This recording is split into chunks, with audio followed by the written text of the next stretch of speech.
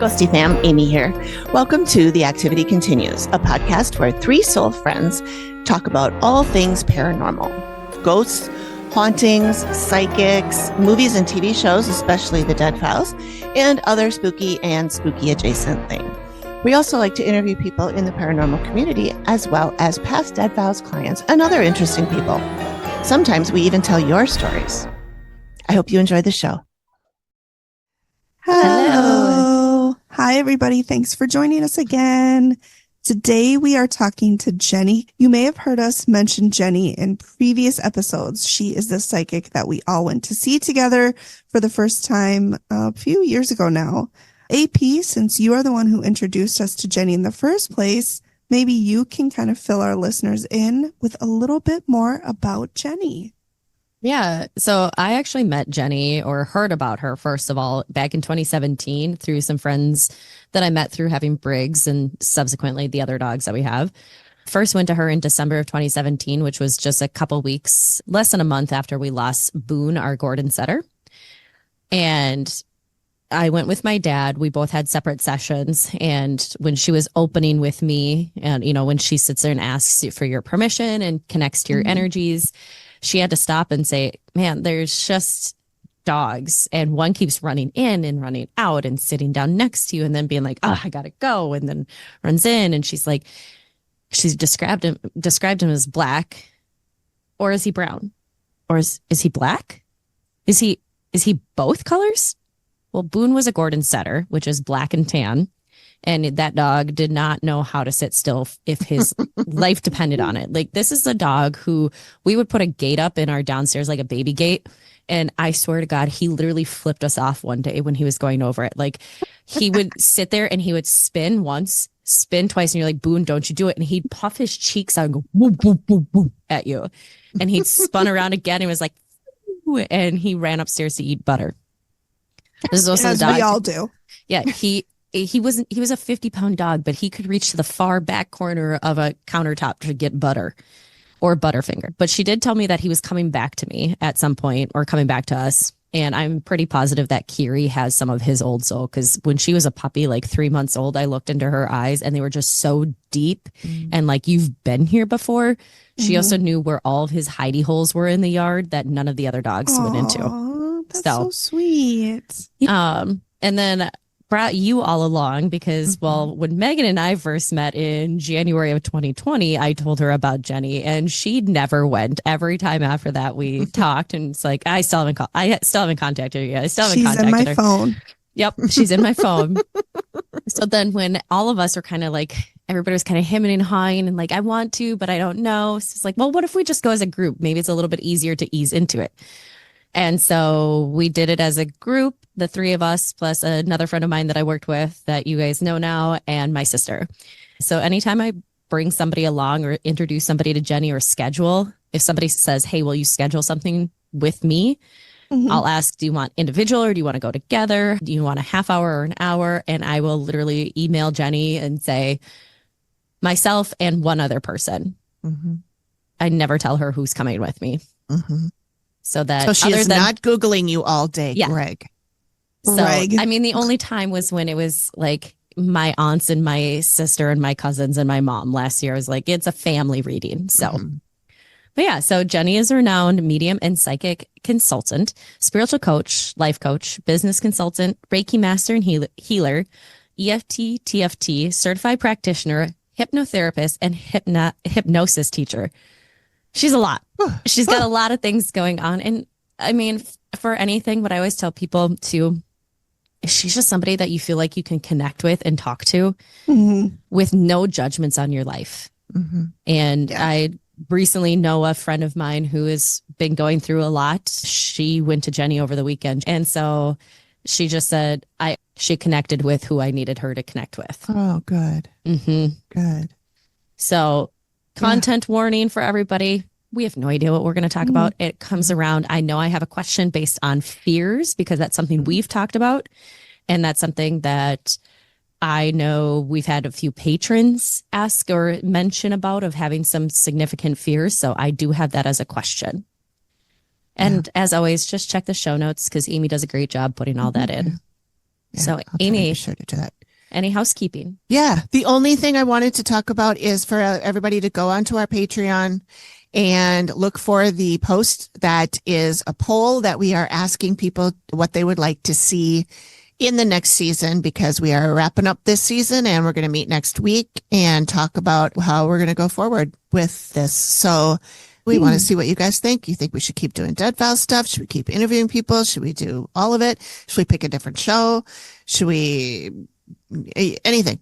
Maybe not listener stories, because we don't have a lot of those. Even though we've been begging, we would haven't love received to a do single that. one. Yeah.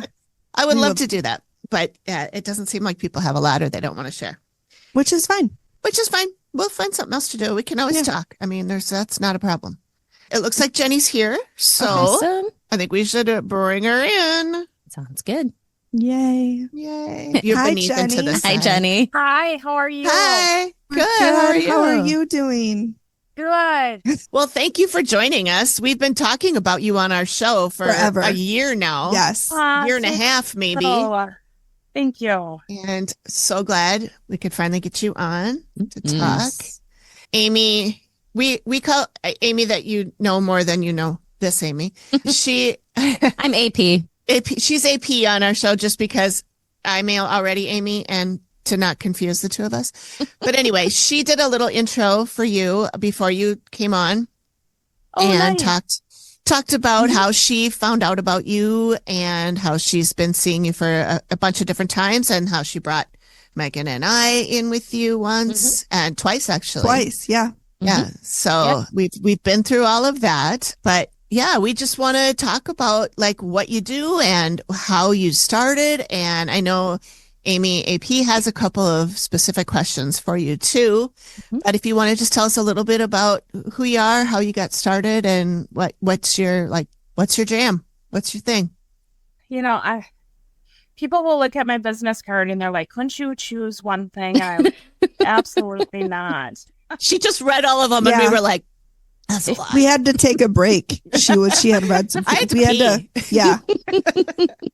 I went to get dinner. I'm like, I got a break for this. Well, it was over a couple decades when I started to embark on my journey. And there wasn't a lot out there. So not to age myself, I was like 2 years old at that point. Just kidding. You know what was really for the self-care, self-development is something I've always been drawn to. And back in that time, we didn't have the internet like we do now, which gives us so much beautiful information. And so, you know, like they have the new age section in the bookstore about this big, and it just slowly got bigger and bigger, more into the metaphysical side.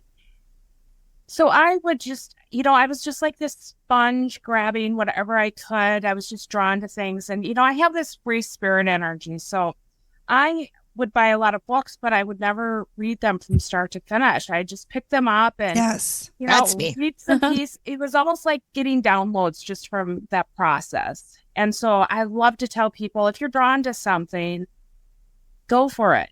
And it doesn't mean, especially for free spirits, it's not from start to finish. And, you know, I know our society doesn't foster that free spirit energy. AP, you got that. Yep. You know, just by processing something, we can have that experience. You know, like I'll stay up Googling something and then a couple days later, I'm like, done. You know, it just really kind of taps into our Akash. And our Akash holds our past life energies. And, you know, much like each of you, I'm an old soul, so we've had countless lifetimes. And so, you know, when I embarked on this, I was just trying to get so much information, and I can be so analytical and stuck in my head. And are you and AP the same? This is why we connect really well. I can empathize with that. Boy, I was trying to just learn because I loved learning about it, and I had always been drawn to it. And ironically enough, I went to a Catholic school, so it was definitely taboo. Who didn't go to a Catholic school in this group? I went to one. And I was really introverted and shy, which is really kind of surprising, you know, given what I do now. But in religion class, things would just come out of my mouth, and you know, to the point where I got a lot of detention. And the religion teacher pulled me aside and said, you got to stop saying this. You're getting everybody worked up. I'm like, babies don't come in with this original sin, and God's not judgmental the way you say. And, and it would just come out. And, he's like, well, they tell us what we have to teach. You have some good points, but you got to stop. I'm like, well, good luck. Good luck and Godspeed, because that's not happening.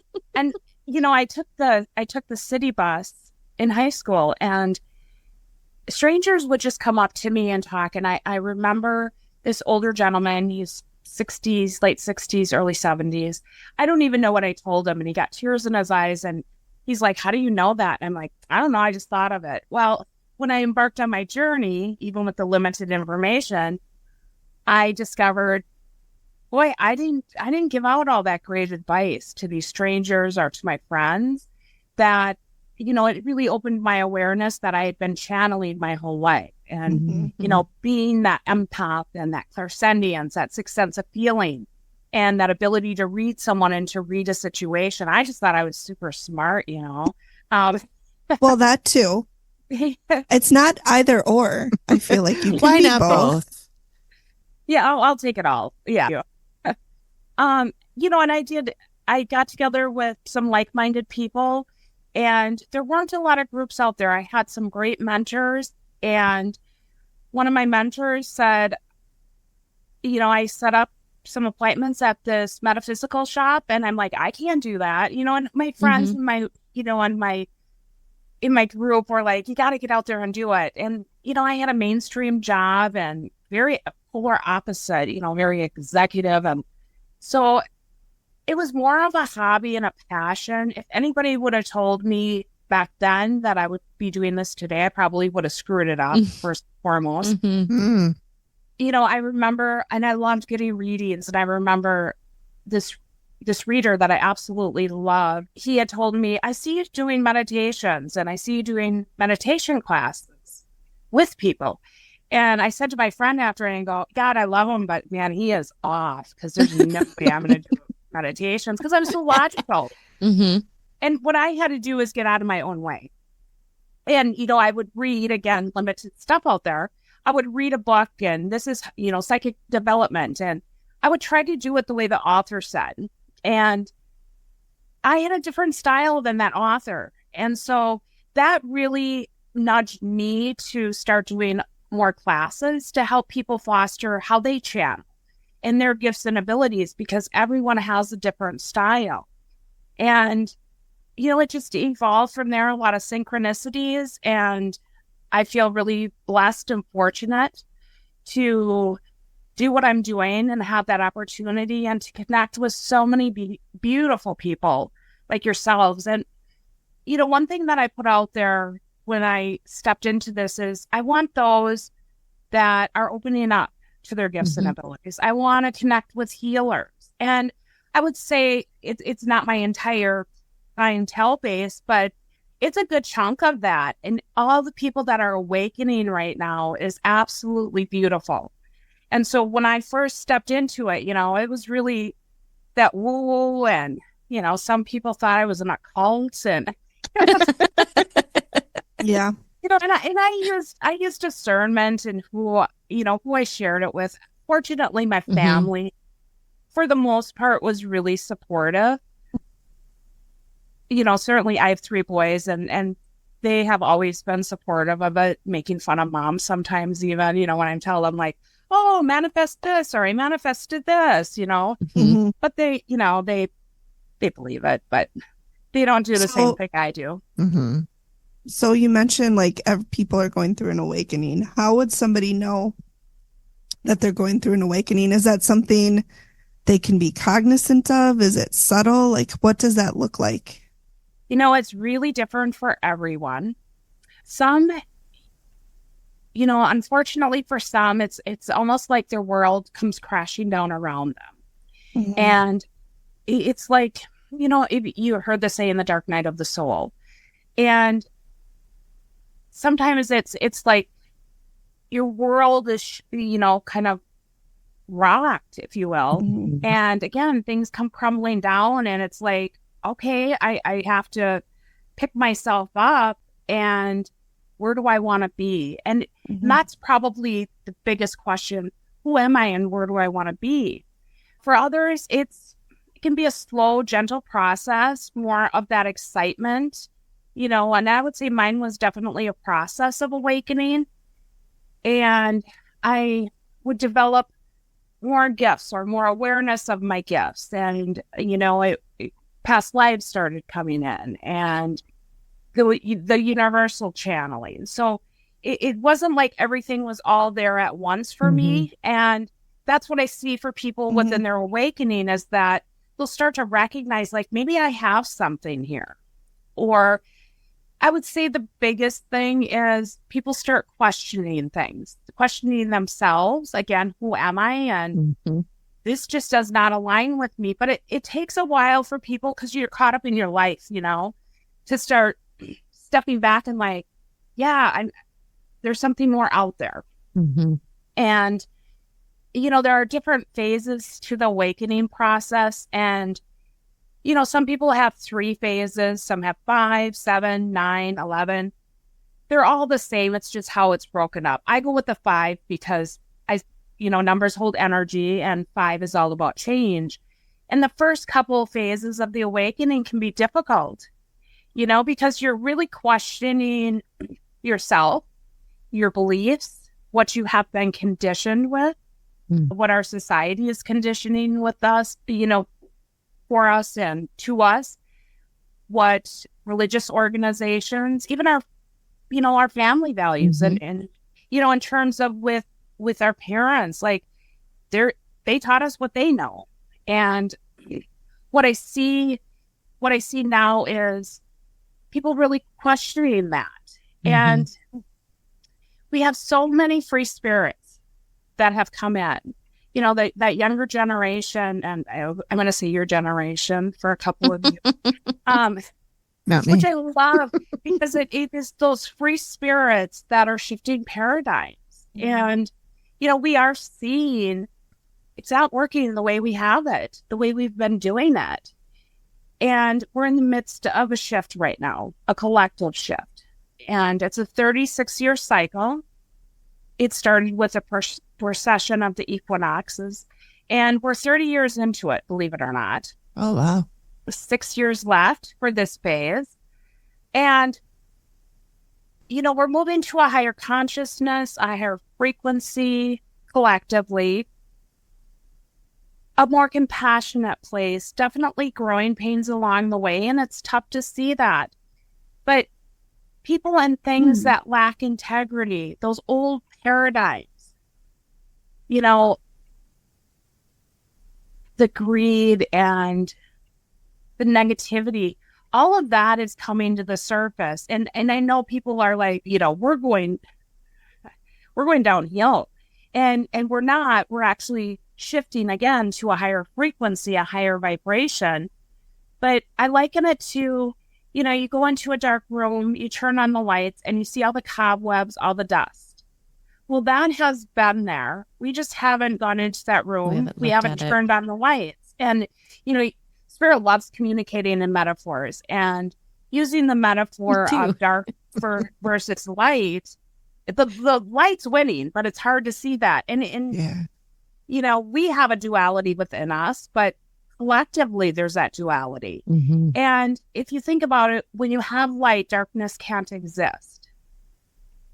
And so that's the direction that we're moving. And with that energy, that prompts this awakening for so many people. And I love it. And I love the fact that people question it. I love the fact that people are embracing their gifts, their abilities, their power. And that's not an ego, that's a heart and soul. And, empowerment is a theme for so many people. And, embarking on this awakening process, and this is sometimes without even trying, it really does empower you, because you start to question things, you gather more information, you start to see things from a different perspective. Now, again, in those first couple phases, that can be really uncomfortable. I will liken it to taking those rose-colored glasses off. And, you start to recognize what's bringing you joy, what's not. You're pulled in new directions, and not everybody's supportive of that. But you also see people from a different perspective, again, without those rose-colored glasses, and that part can be uncomfortable. Mm-hmm. And what Spirit says is, even though it's uncomfortable, having that information is empowering, because ultimately you get to decide what you want to do with it. And this is a period for those old souls, those healers at Spirit, all-encompassing light workers, all of which all three of you are, that we worked lifetime after lifetime to get to this shift. And we may question, like, can I see the fine print of that contract? Or can I renegotiate it? I've said that plenty of times.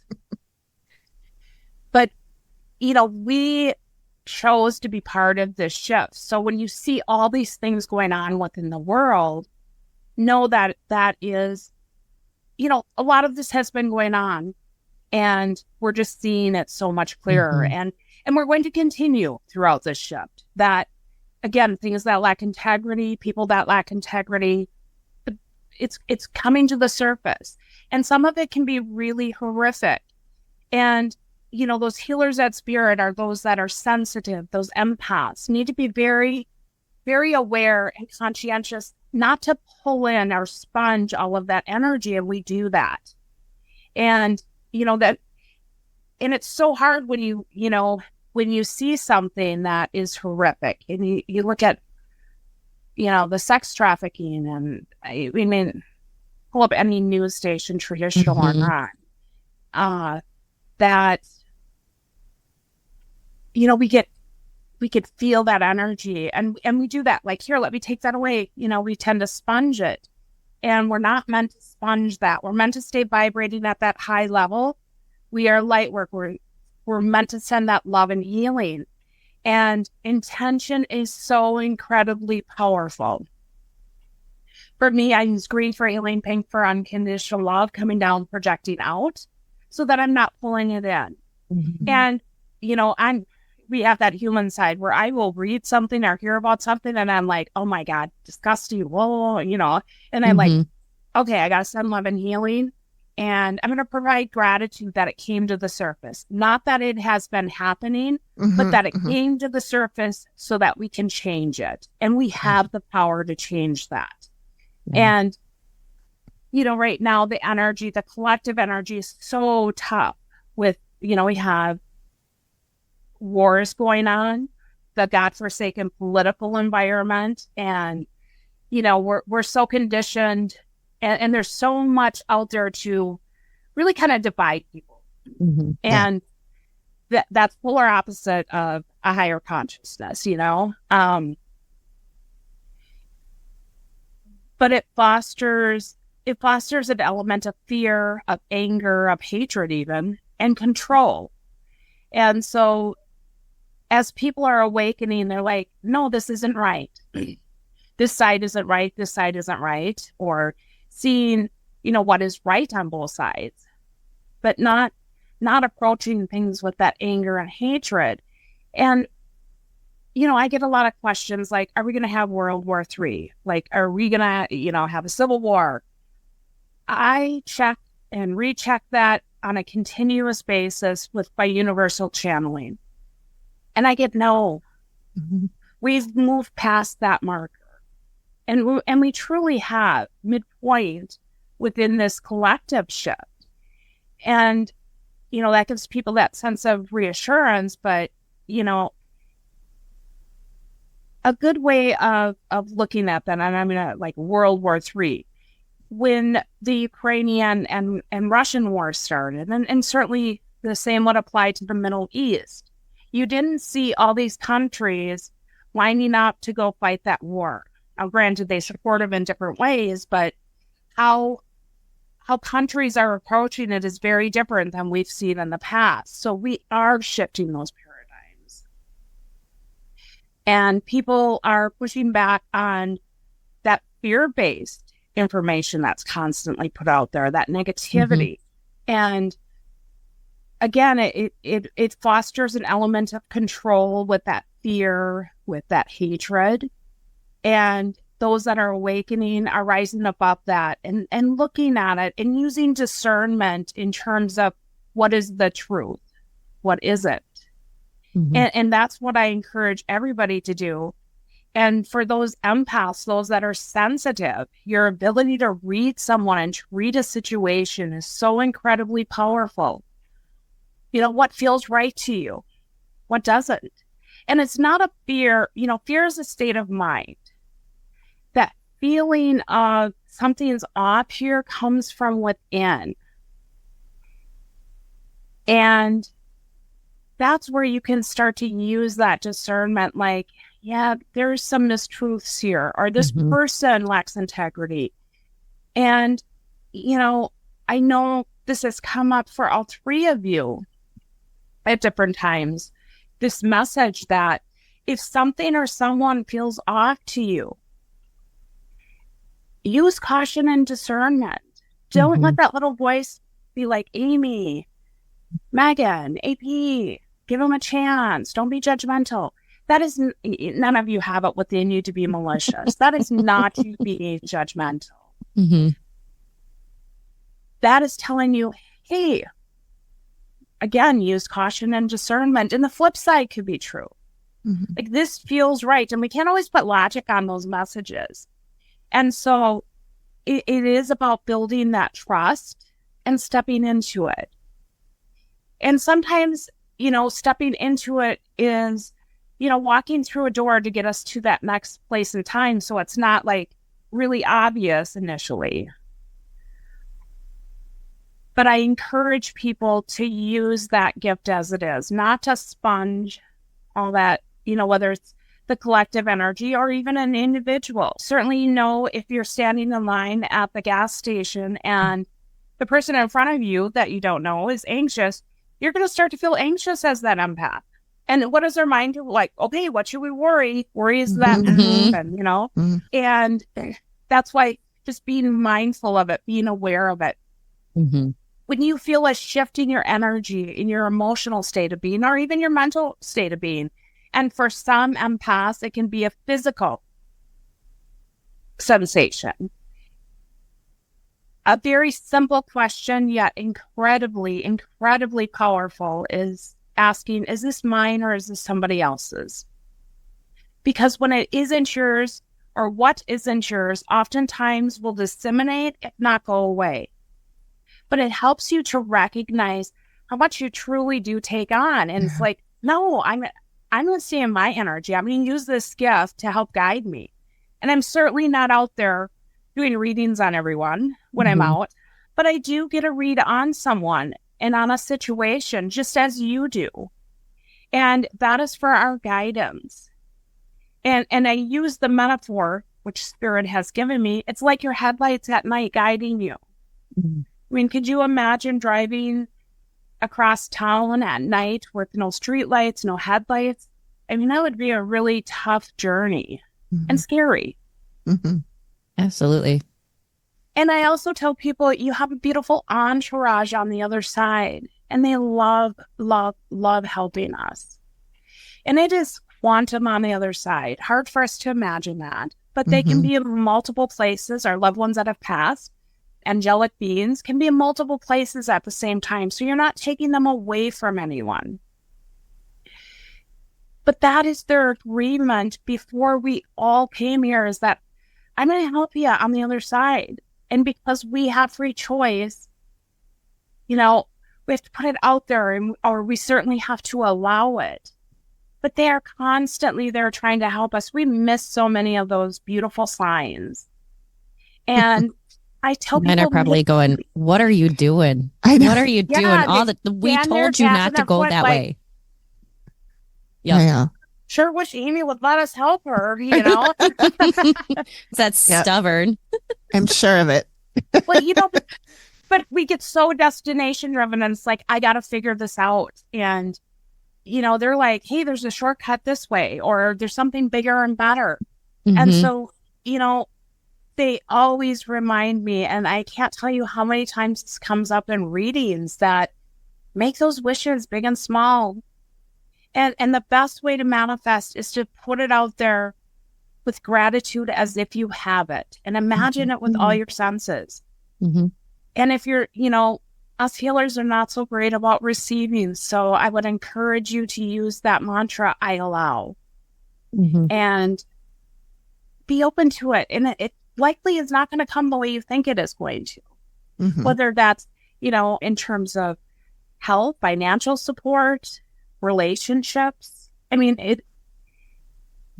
it's out there for everything. And this is not like a genie in a bottle where we only get 3 wishes. And when I was a kid, I always said my first wish was for endless wishes. And little did I know, or I probably knew more back then, I guess. Yeah. And people tend to I don't want to ask for too much. I think that's selfish. No, it's not. That is the agreement. That goes back to what we've all been told by society is that if you ask for too much, you're being selfish or greedy. And you get nothing. And you get nothing. Yep. So we have to get through that mindset that it's okay to allow those things in. Yeah. I mean, I wish for close parking spots, and I'm like that little kid doing the seat dance. And I don't care who's in the car next to me. I mean, I have fun with it, but I also put out there those really big things. And sometimes I would get this nudge, I know there's something out there, and I don't know what to even ask for. And so putting out there, show me what I don't know that's going to help me. And I allow it. And it comes so quickly and in some of the most profound or strange ways. But when you ask for it too, or put it out there, and certainly with gratitude, it opens our awareness to okay, I'm expecting it, and do expect it. And when you put something out there with gratitude, when I'm doing a reading, I'm reading somebody's field. We all have a field around us. And within that field is, the propensity, the possibilities of what's to come. And I do tell, individuals that I'm doing a reading for that, whether it's me doing the reading or somebody else, this is about possibilities and probabilities, and never replaces our gift of free choice. But when you put something out there with gratitude, as if you have it, your field is responding to whatever you're putting out there. And so there is something to be said about those positive affirmations. And the field responds oh my God, Megan has to have this. She should have this. We better get going on it. So the response is very different from our field. And, again, we're human. And there are times where, we put out there something negative, or we feel that way, or thoughts are that way. Being mindful, I'll be I'm going to be late. And then I'm okay, and I repeat it 3 times. I'm going to get there safe and secure. I'm going to get there safe and secure. I'm going to get there safe and secure. Just shift this. And I like doing things in 3s. Shift that script. But mindfulness is a huge part of that. And there's simple ways of doing it to very complicated ways to tap into that mindfulness. And that's not analyzing. Especially for those of us that like to analyze. But it is really opening your awareness. And with that, you start to see more choices. And when individuals have choices, we may not always like them all, but when we have choices, that in of itself is so incredibly empowering. And, for each of you, I would say this absolutely applies. You all vibrate at a high level. And just like you don't have it within you to be malicious, you don't have it within you to be egotistical. And let yourself vibrate at that high level. It is not you putting yourself on a pedestal, but you see things from a much broader perspective. And each of you, to different degrees and in different ways.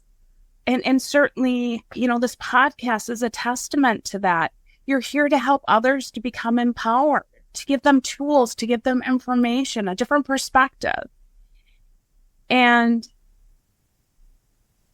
if they choose, that too can be empowering for them. So empowerment is, absolutely one of your many life purposes for each of you. But it is also to foster that empowerment with other people. And what a great gift each of you have. And what a great gift that you're doing by doing this podcast. And you bring humor into it. And, you may not agree on everything. You may approach things differently. But that's the beauty of it. Because it's not a one size fits all. Yeah. And there's not only one way to do something. And that is part of our conditioning, that this is how you should do it. Those free spirits that are in school right now, they have such a difficult time because, there is this curriculum that needs to be followed, and that one size does not fit all. No, it does not. We're seeing that with our kids, with our teens, our young adults, even adults, for those of us that, have ventured through that. And we can make it really difficult because free spirits don't want to be told, this is how you have to do it. They want choices. Or tell them where they need to be. They're going to figure out how to get there. But when you're getting those mixed messages, from society, from the educational system, from religious organizations, sometimes even from family, they're sitting there like, what's wrong with me? Nothing. Yep. You're far more gifted than those that are just tunnel vision. This is how it's going to be done. Yeah. And there's not a criticism because, we have those type A's and their souls has this checklist, like, here's what we're going to do. And that's their life path and their journey. And as long as individuals stay true to them and they speak their truth, and we think of that as just through communication, but speaking your truth is through following your purposes and passions and staying true to you and aligning with your authentic self. I love all of that. And Jenny, as you've been talking, and I've been like, check, that's, like talking about the journey and to awakening and stuff. Like, my worlds came crashing down when I was leaving teaching. And then, it's been a long, slow process, but changing from a negative mindset to a positive mindset into all of these different things, like randomly spewing out like helpful information to people that I have no business knowing. Like, where did that come from, kind of thing. These two know that because they're usually recipients of it at some point in time, whether they want it or not. We always do. I call that diarrhea of the mouth. Yes. It happens. And I'll say to spirit, you could have forewarned me. Yeah.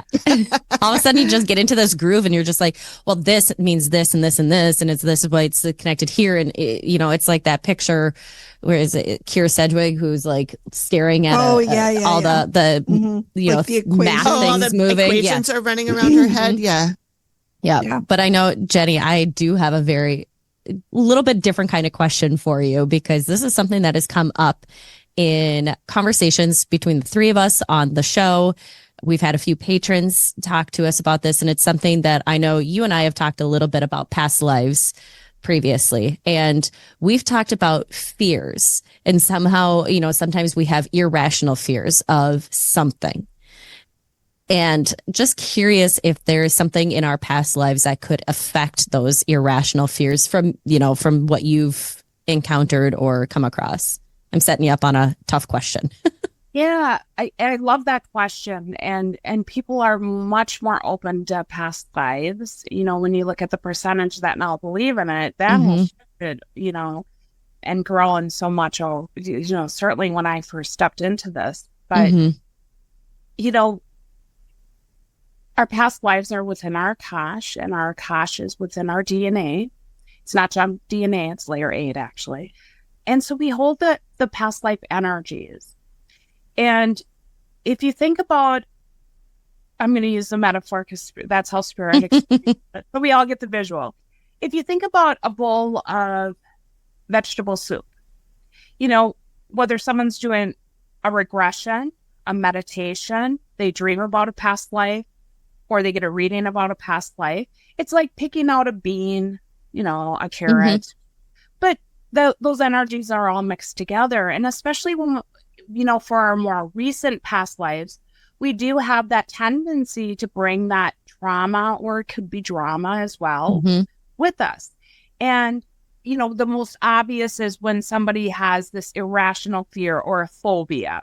And a phobia is very different than, okay, some people could be afraid of spiders, or, I don't like closed spaces. But when somebody has a phobia, it is just coming so deep within. I mean, it is beyond a fear, that a state of mind. That oftentimes that is going to be tied to a past life. I had a client that was always afraid of the river, being in water. And we did a past life reading, and she drowned trying to cross a river in a past life with her child. And when she heard that, even though that's really sad, it does help us to release that. And, we don't keep replaying that same, it's not like Groundhog Day, where it's the same thing over and over. We don't keep reliving those lives. And by her hearing that, it helped her to release that. Nice. And then she finally got to enjoy being on the river, because her dad had, this huge boat. And so by tapping into those past lives, we can release the trauma, the drama. Another one that is very, less obvious, but, so many people have this fear of scarcity. Even if they're doing okay financially, what if I lose it? But the financial side, and certainly with where we're at, is a struggle for many.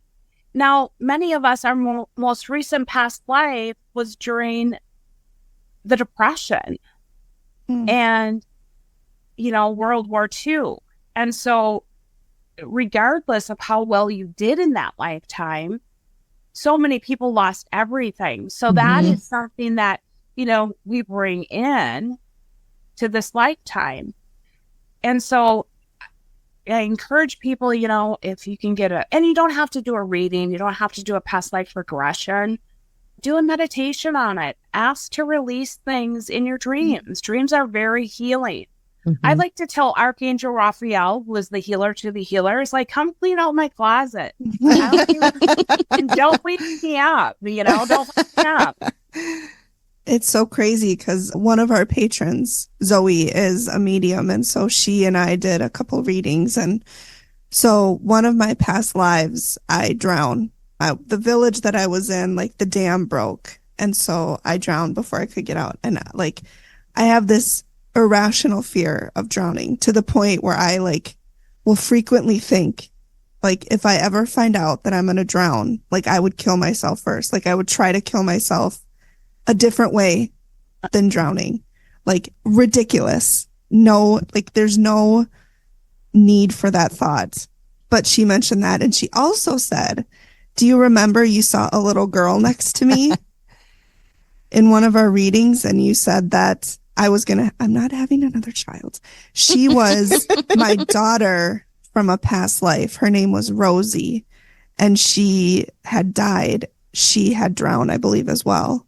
And so she hangs out with me. And I think my son sees her too, because he'll point at her sometimes. But so Zoe, our medium friend, saw her too. And she had not listened to our recording, when we talked about you. And so she had said that she saw a little girl with brown hair too. And we were all like, you're having another kid. I was like, Jenny you better said not. It and Zoe said it. So found out that she was from another life. And my current son was another. I had him before in a previous life, and he's got a nut allergy. And she said in a previous life, he had died from a reaction to something as a child.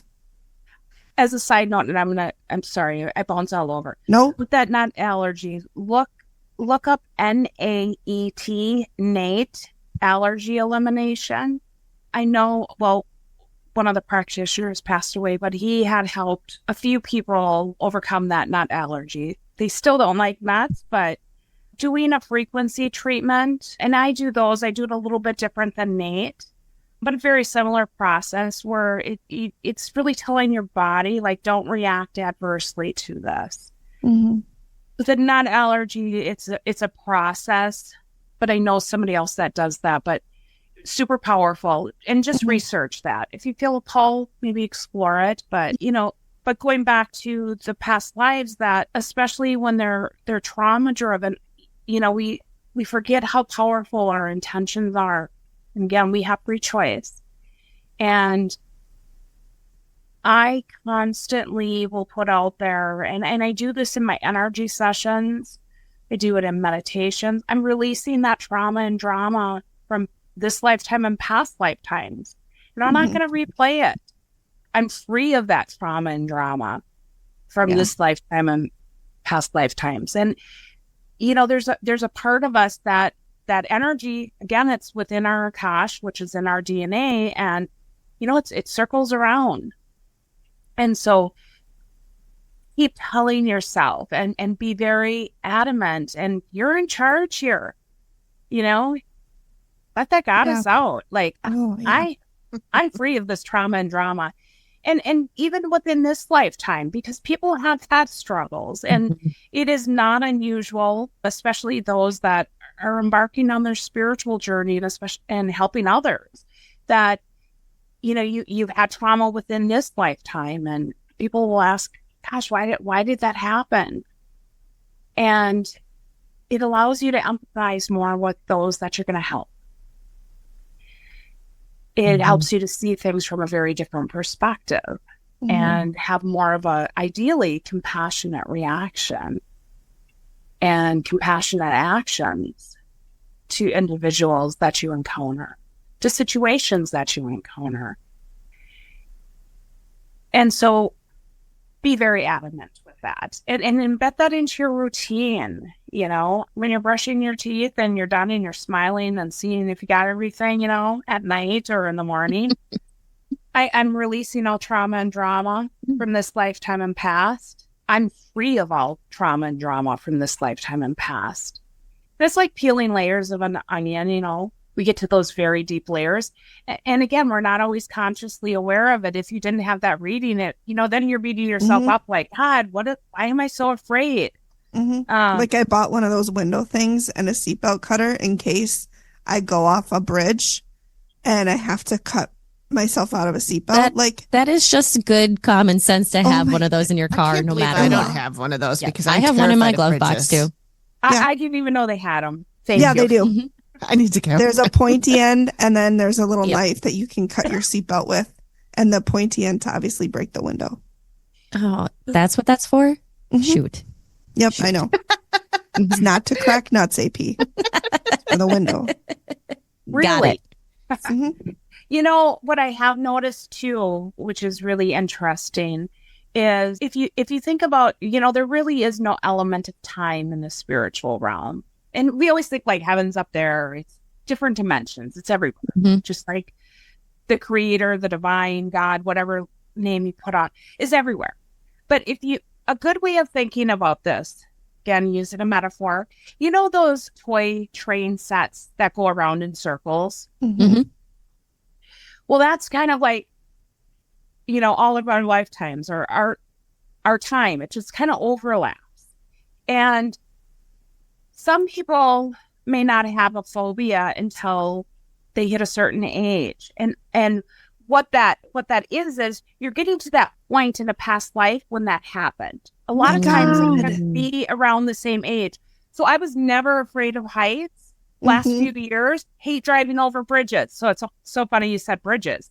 I mean, I just white knuckle it, and heights, I can leave them, that I never had that before. Kind of this fearless, I've been ziplining, I've been parasailing. I wouldn't even think of that now. And so, I know that I hit an age where I fell off. I know I could see myself in that past life falling off a cliff, and I was older. And so sometimes they will just hit you out of the blue, but oftentimes it's going to be around the age that happened. Or again, using that train track, like, oh, you're overlapping some trauma from a past life or how you passed. And so those irrational fears, do not beat yourself up, because it only compounds it, you know? It's that gentleness that I need to release this trauma. And, you know, if even if it's trauma that happened within this life that you're aware of, release that as well. You know, we've all watched a bad movie, and we don't sit there and keep rewatching it thinking it's going to end better. You know, we're like, God, I wasted 4 hours of my life, you know? I sit there like, God, I knew it wasn't going to get better. Why did I do that? We were just talking about that. We It's literally okay. were just talking about this. We're like, it's okay to stop watching a show that's terrible. It's Or a okay to book. stop reading a book Yeah. that you hate.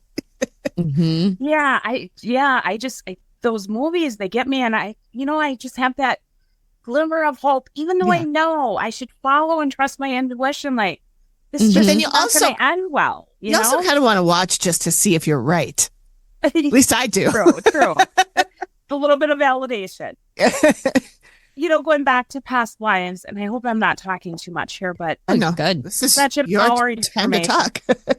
You know, so we talk about the trauma and drama, but the beautiful part, and this is so incredible in this shift, and the energy really fosters it. And I call it minding your Akash, that go into your past lives. You're old souls. You've had countless past lives, pretty much done it all. And, you know, bring forward the gifts, the abilities, you know, the characteristics that you want from those past lives. You know, all three of you have this beautiful shamanic energy. You've been shamans, medicine women, medicine men. We've been male and female. You have done healings on people. And, you know, tap into your Akash, and I'm bringing forward my shamanic energy, my healing gifts and abilities.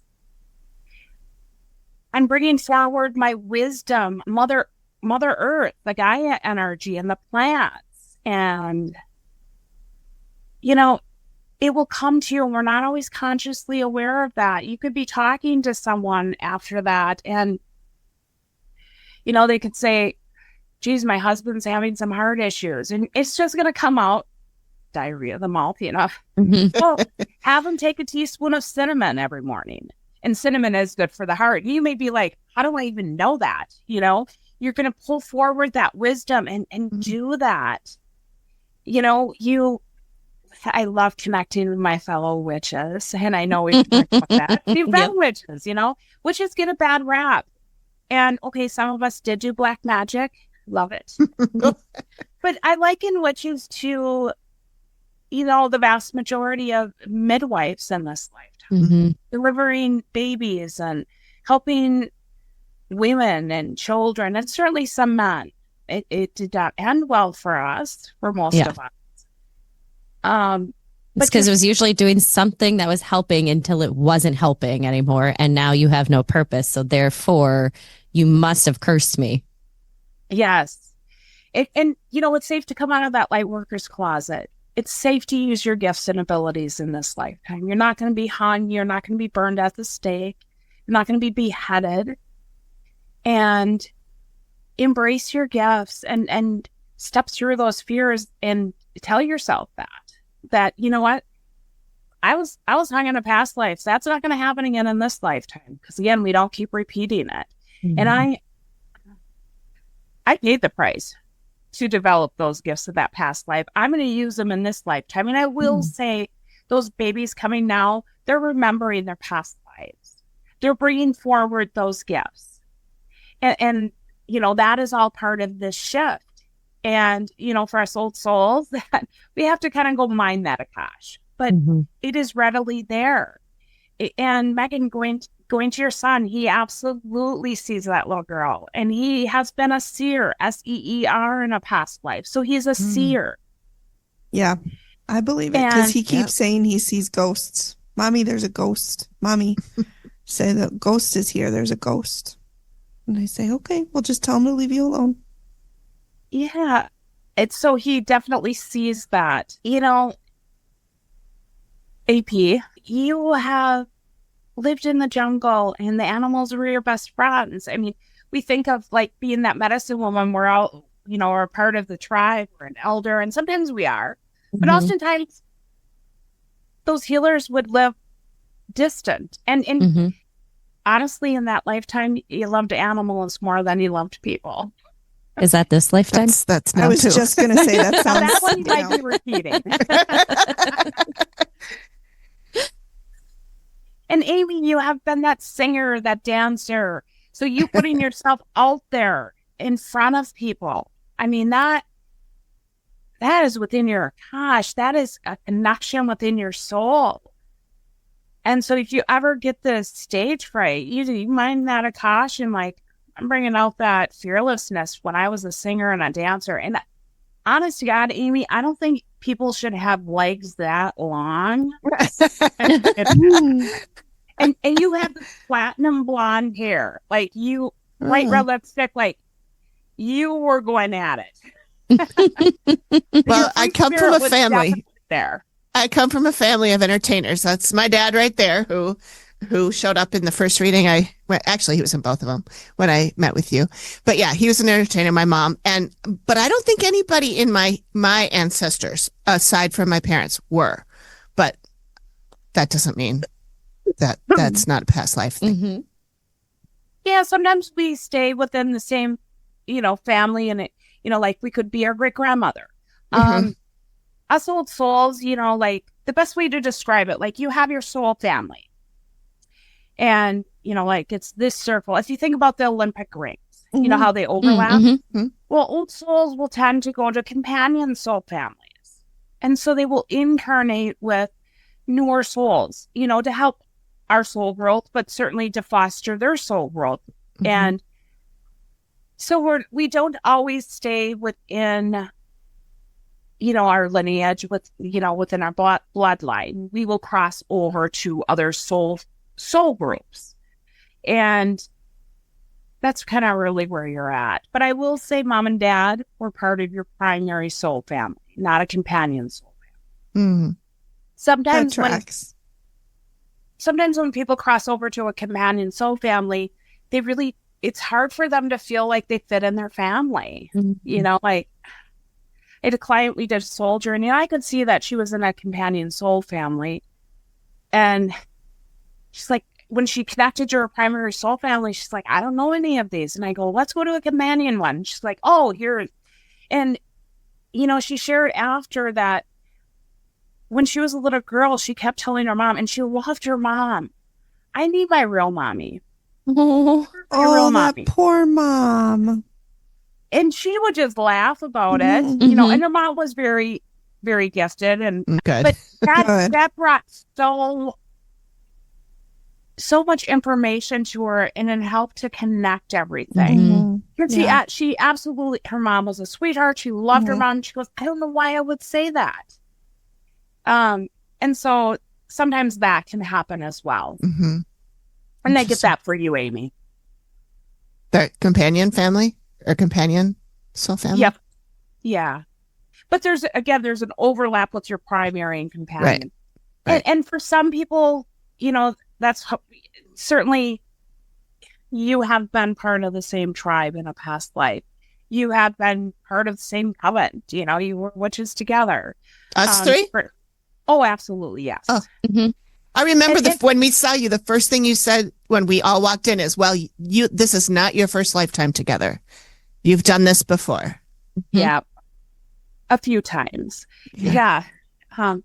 And, I love the fact, and we do plan this, when we come, that, I'm going to see you on the flip side. We're going to cross paths, and we find our soul family. We find our tribe, if you will. And, you're all very different from one another, but you look at the connection that you have and likely can't even explain why. And it is very much on a soul level. It deals with the past lives, and it's beautiful. I love that. Yeah, there's so many different things. And, Jenny, obviously, I've seen you several times over the years. And one of the things that has always stuck out for me because it happened about 6 months after I saw you the first time. Was you had told me you're going to speak in front of a large group of people, and you're gonna tell people about things, and you're never going to know the impact that you had with some of those people in that audience. And I have had several times where I've gotten to speak in front of large groups of people, including a week and a half ago, with over 100 people in the room at that one. So, like, I know there's always going to be people out there that question, I'm an analytical person. I like logic. I also speak an analogy or metaphor. So, just as some people might be out there listening going, oh, they probably prepped this. They told her what to say about themselves. No, when I first met you, you only had my name. And that was it. Well, I'm glad they gave me the right information. Good thing they weren't tricksters and they were like, this is Cheryl. No, mine are tricksters and they don't like giving Jenny all of the information that they'll give her parts. Yeah, my guide can be a smart ass too, We banter back and forth. Yeah. I love that. I want to go back to, what that Diary of the Mouth. And again, I'm not out there reading, just as the three of you will get a read on someone and on a situation. And there is an occasion where my guide will be like, tell them this. And I'm like, I'm not going to tell them that. They're going to think I'm great, And he's like, yeah, you are. And I'm like, free choice. Because he always reminds me of free choice. So what I do in those situations now is a simple statement. I say, open the door. And what that means is open the door for an opportunity to share that. And probably one of the best examples of that, I was super tired. It was late. I was at Target getting cat food. And the cat food aisle, and I'm like, I can't wait to get home. I'm tired. And I kept hearing that from my guy, tell her it's going to be okay. And there was this older woman in the aisle. And I'm like, no, I'm not going to do that.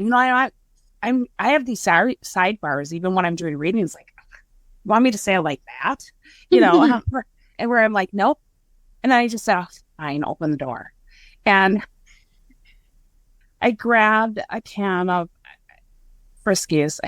It was. I clearly. And she goes, oh my God, don't get that cat food. That was opening the door. Oh, terrible. And so we were chatting about cat food for 20 minutes. And as you do. Yeah. And so, there was this feeling, this connection with her. I didn't feel tired anymore. So I knew what was right. It wasn't depleting my energy.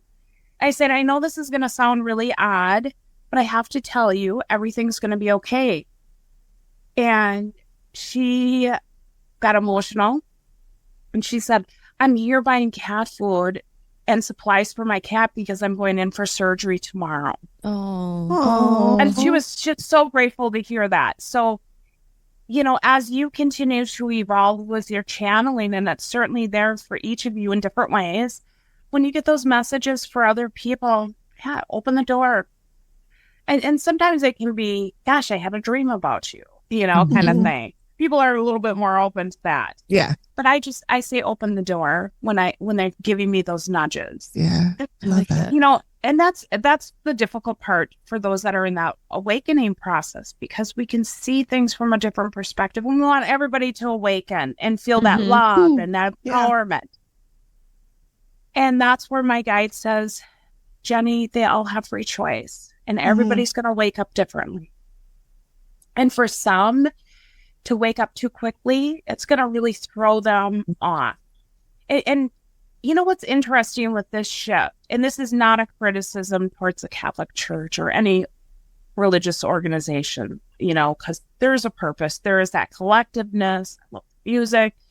I'll stop there. I don't like, but what I don't agree. But when this shift first started, and going back to, sorry, I'm kind of digressing back to an earlier message, but when this shift first started, that's when not just the Catholic Church, but that was primarily the focus, where the abuse, the priests, came out. And that was so devastating for those devout Catholics, and certainly some denial there, which it got to the point where, like the priests were put in the newspaper with their names and some in prison, and so many victims coming forward that you really couldn't deny it. But that was devastating. And that's only one aspect of something coming to the surface. And so, that's where, if you're feeling frustrated, like, why can't people see this? They may not be ready to. Yeah. And they have free choice. And we don't want anybody to take away our free choice.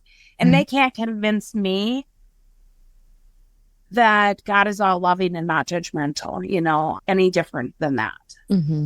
And so I hear that a lot from those that have awoken, like, God, why can't people see this?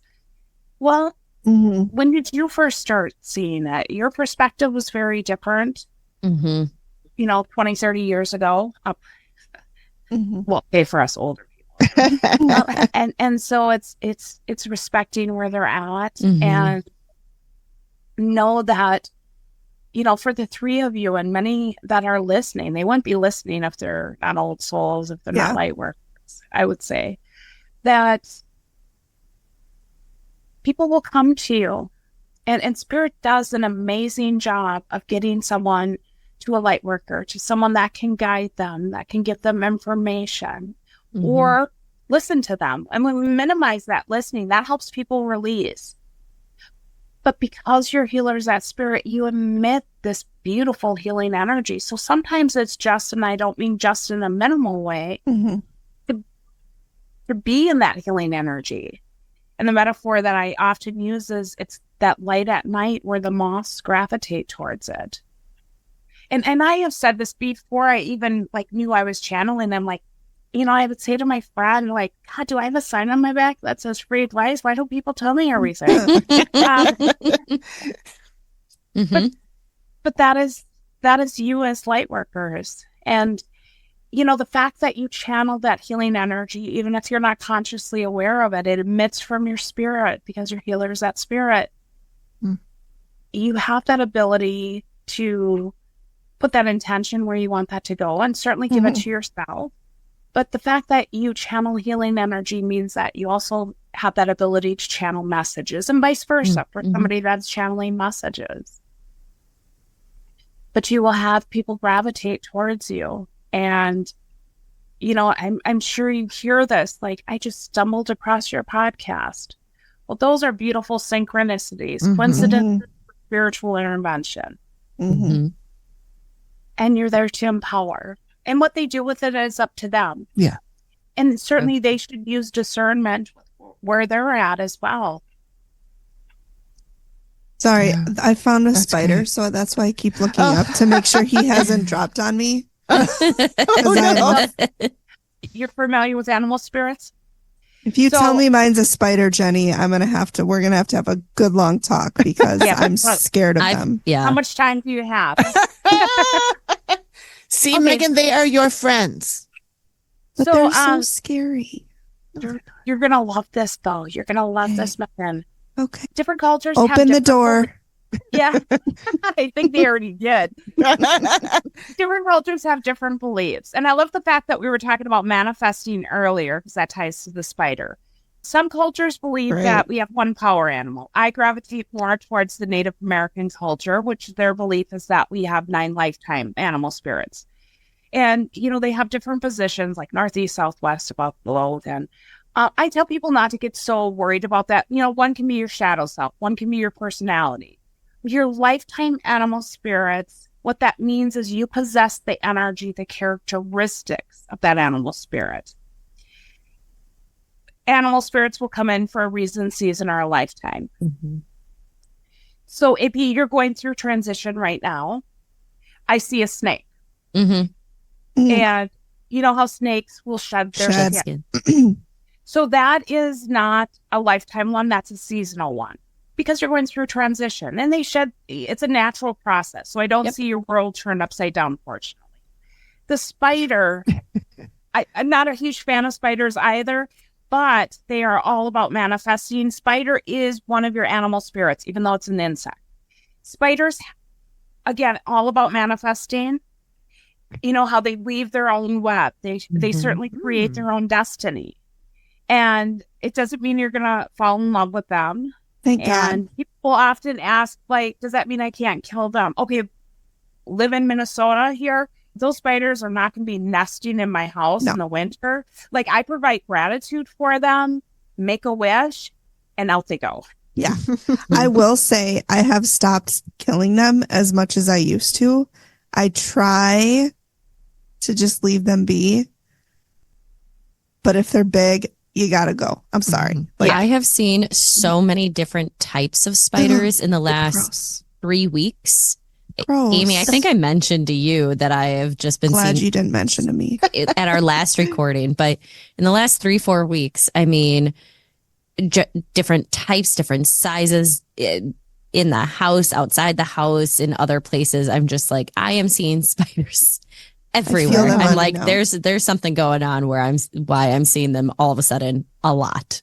Make those wishes, manifest away. You know, it's so weird that you say that, because yesterday I was in my garage and I've never seen a spider like this before. And it was big. And I'm like, I did it have yellow on it? On the back? No. It was like a grayish. Oh, wolf spider. Mm-hmm. Oh, thank you. Goodbye. Well, yeah. But you know, I was like, after I went, I'm going to make my wishes. Just make a wish on your spider, Megan. Yeah. But I mean, he's got to stay up there. And your first wish can be that you don't fall on my head. Mm-hmm. Yeah. Second wish, I'm grateful you're not falling on my head. Yeah. Leave me alone. Oh God, I just hate him so much. I hate him.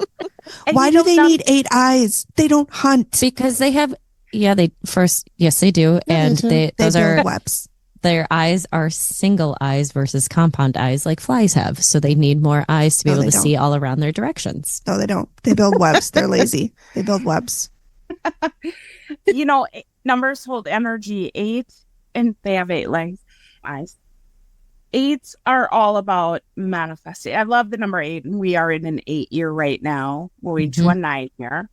8s are, you know, it's about balance of the physical and the spiritual. If you look at the number 8, you turn it sideways, it's the infinity symbol, which is absolutely the abundance. And it goes back to that message, like, there's no limit on those wishes you can make. I love that. I love the 8 energy, but that ties into the spider as well. Okay. I cannot stand mice and snakes too. I would say those are my 2. I was working on some legal stuff and a contract, and here in my garage again, my garage door was open. This mouse just walked right up to me and looked at me, and my God. I would start bawling and scream. This is the past life stuff, phobias. And I'm like, oh my God, I have to go through the fine print of that contract. Because mice are that sign, like, pay attention to the fine print, or if you're working on any documents or anything that you have to pay attention to the details. And so that was a reason. And so I still don't like them, but I was like, shoot, get out. So thanks, got the message. You can go now. Yeah, I didn't start bawling. And good for you. Proud of you. Yeah, I was proud of myself. That's good. Yeah. Yeah. I actually just I feel the spiders on me right now, just so everybody knows. Like, I just feel them on me. They're not really there. I can see. I know. I took Wesley and my sister's 2 dogs for a run the other day up by my sister's house, which it was dirt roads. And all of a sudden I'm like looking away, and I look down, big garter snake just went right across the road. I was like, oh, let's not run across that one, because he had his mouth up and, like, you know, would have. They're gonna bite, but they're not venomous. No, they're not. Right. They're just sassy. It was just like, hey, I'm here. I'm like, get off the road, little buddy. Come on.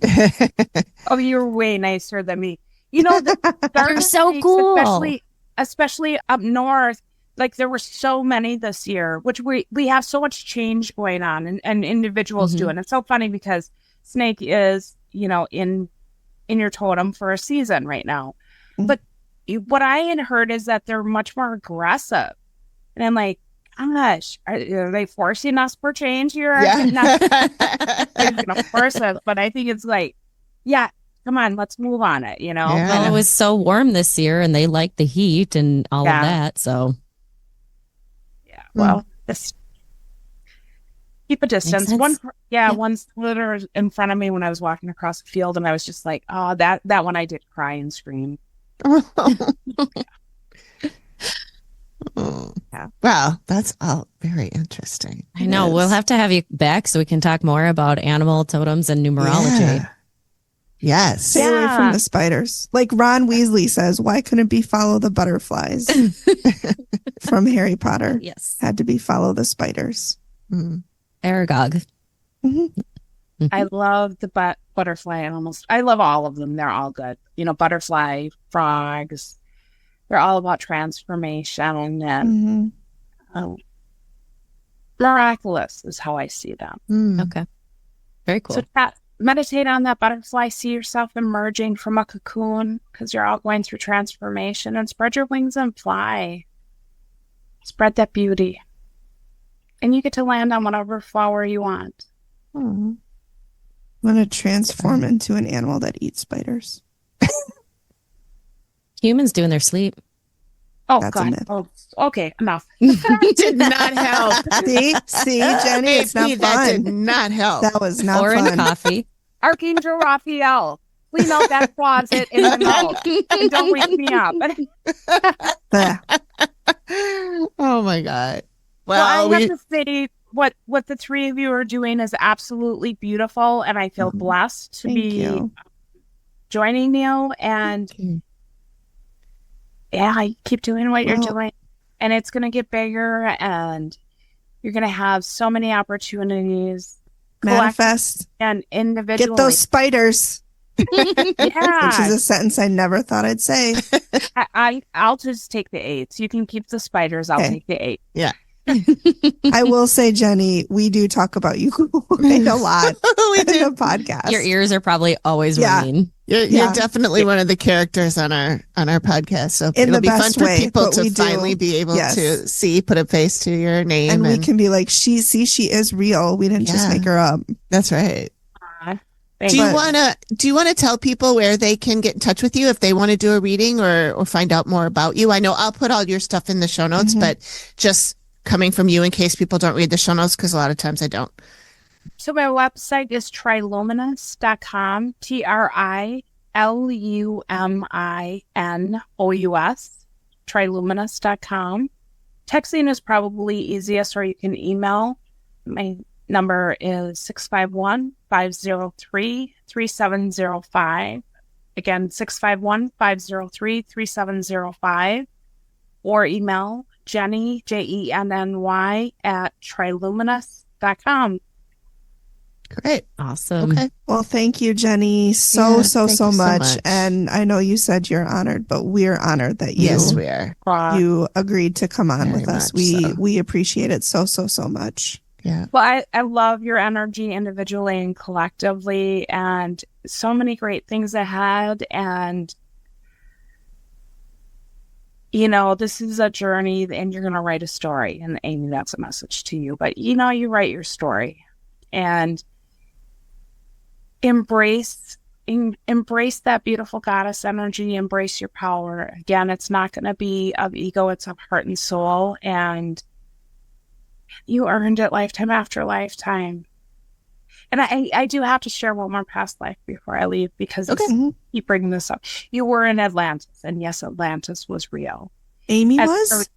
all of you, Oh, you know, going to like a past life where the three of you were Got it. together. They keep going, tell them about Atlantis. Well, that didn't end well for us, but no. but it was such an amazing time and energy up until it ended. Until it wasn't. Until it wasn't. But you are beyond old souls. You are ancient, and that ability to make magic happen is within each of you. And believe that and embrace that. I love that. So many great messages. Yeah, that's great. Thank you so much. Thank you, Jenny. Yeah. We appreciate you.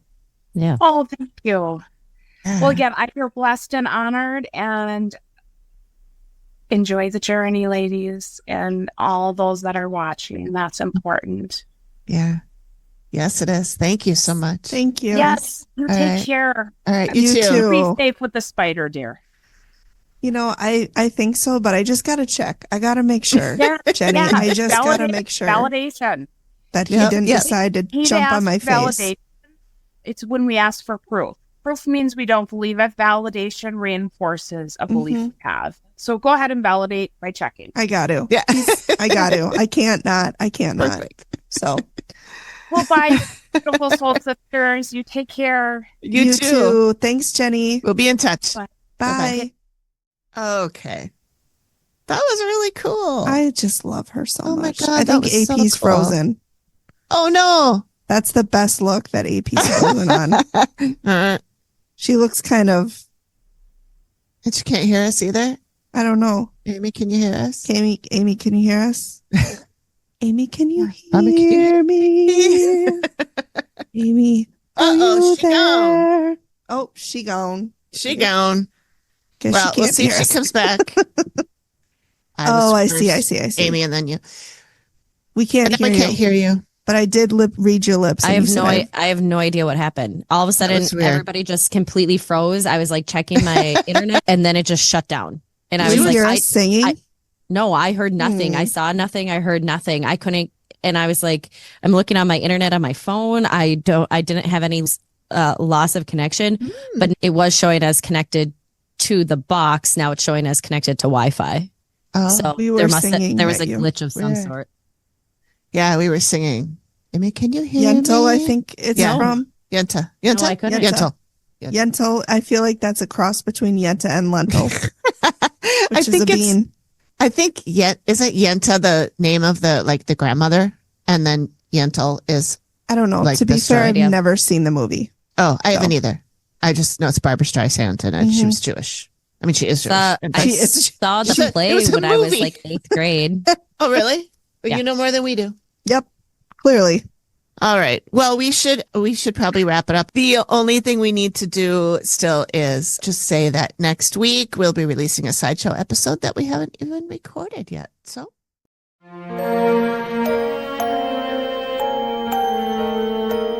Thank you for listening to the Activity Continues podcast. We really appreciate you giving us your ears for a bit. Please feel free to drop us a note and say hi. And join us next time when the activity continues. Nailed it.